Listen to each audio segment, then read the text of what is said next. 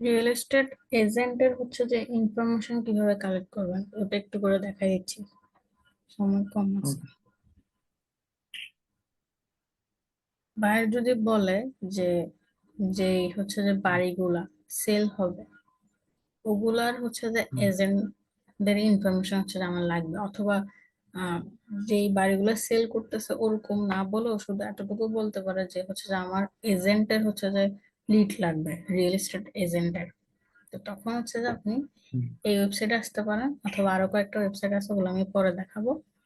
তো আমি এটাই দেখাচ্ছি এখন। তো এখানে এসে আপনি হচ্ছে যে একটা বাড়ি যেটা সেল হওয়ার জন্য পোস্ট করছে, এটা হচ্ছে যে ওপেন করবেন।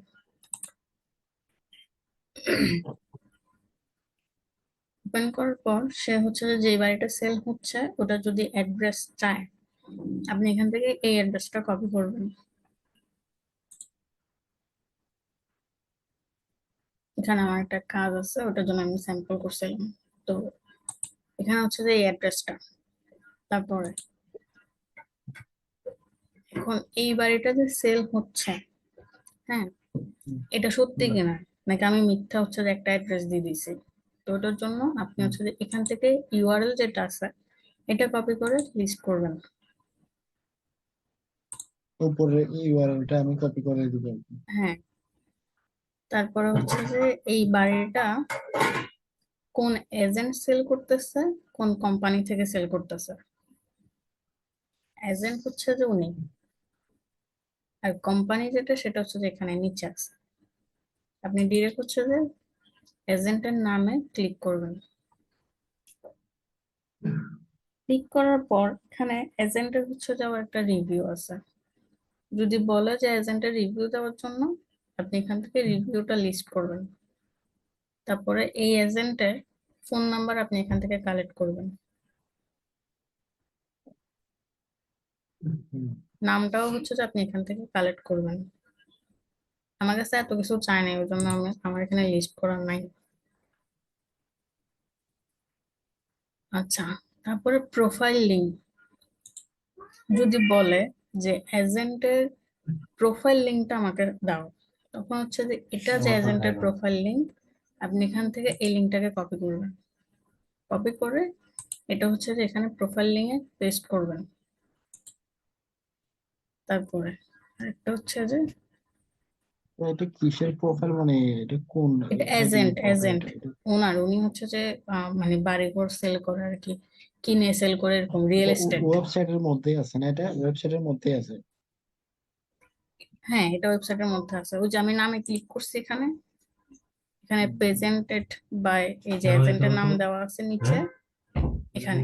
এখানে ক্লিক করার পরে এটা আসছে, ওনার প্রোফাইল ডিটেলস। আচ্ছা আপনি এখান থেকে এই লিঙ্কটা কপি করে দিয়ে দিবেন। আচ্ছা।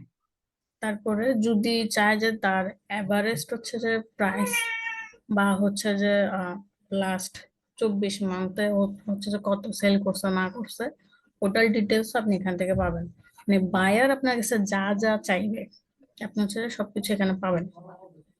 এখন আমার ভাইয়ের যেটা বলছে, মানে কাজটা এখন অর্ডারটা কনফার্ম ও করে নাই, আমি অফার পাঠাইছি, কাস্টম অফার। ও আমাকে বলছে এখানে যে লিস্টিং এর একটা অপশন আছে, এখানে হচ্ছে যে 21 লিস্টিং আছে। আমাকে বলছে তুমি এমন এজেন্ট নিবা যার হচ্ছে যে 45, মানে 45-এর উপরে লিস্টিং আছে, অথবা 45 এর নিচে নিবা না।